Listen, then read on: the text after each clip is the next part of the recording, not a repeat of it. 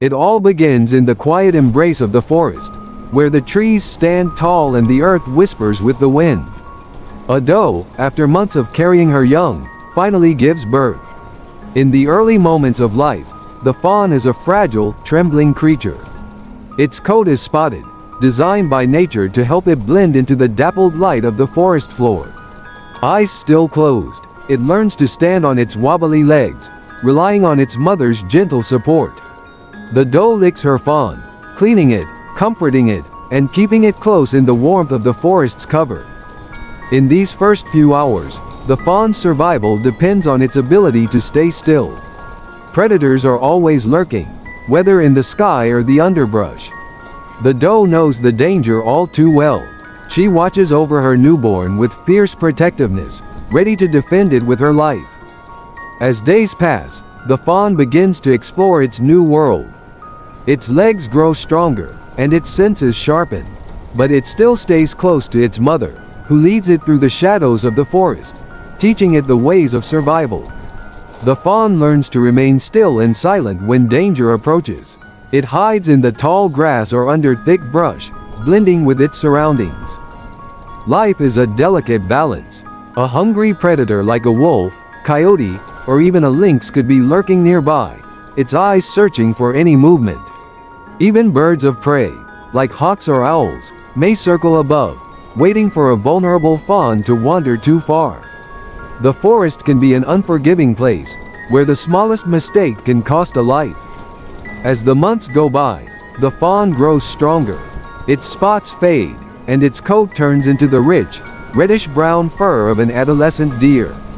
With each passing day, it moves further from its mother, but never too far. It still looks to her for guidance and protection. The forest is full of dangers.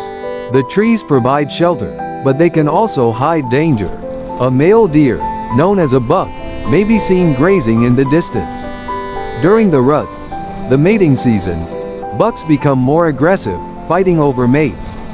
Their antlers lock in fierce battles, each one trying to overpower the other. The sound of clashing antlers echoes through the forest.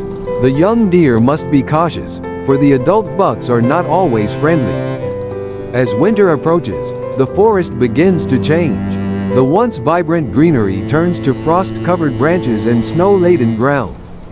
Food becomes scarce, and the once hidden dangers grow more pronounced. The deer must be careful not to wander into open fields, where predators are waiting to strike. Coyotes, wolves, and even mountain lions are on the prowl, driven by hunger. The cold wind and the heavy snow make survival even harder. But the deer have adapted over thousands of years. They are built for the cold, with thick fur coats to protect them from the harsh winter. They rely on their sharp sense of smell and keen hearing to detect danger. Yet even with all these abilities, they are not invincible. Hunting season brings another set of challenges. Humans, armed with weapons, join the ranks of predators. The deer, instinctively, sense the danger. They avoid the open areas, moving deeper into the forests or climbing higher up the hills. They can hear the crunch of footsteps in the snow and feel the tension in the air. Sometimes, they are pursued relentlessly.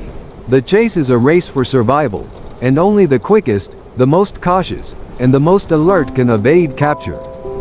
The sound of a distant shot echoes through the trees. A deer hears it, a flicker of recognition flashing in its eyes before it bolts, running faster than it ever has.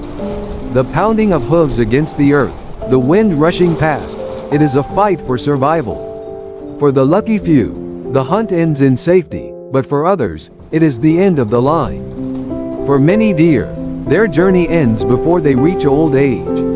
The forest is full of life, but it is also a place of death. Whether it is at the hands of predators, the cruel winter, or the hunts of humans, the deer's life is short and fraught with danger. But in this harsh world, death is not the end, it is part of the cycle of life. The forest grows quiet in the aftermath. If a fawn survives, it will one day take its place in the circle, following the same path as its ancestors. The young deer will grow, face dangers, and perhaps be lucky enough to live through it all. One day, the fawn will become a mother, and the cycle will continue.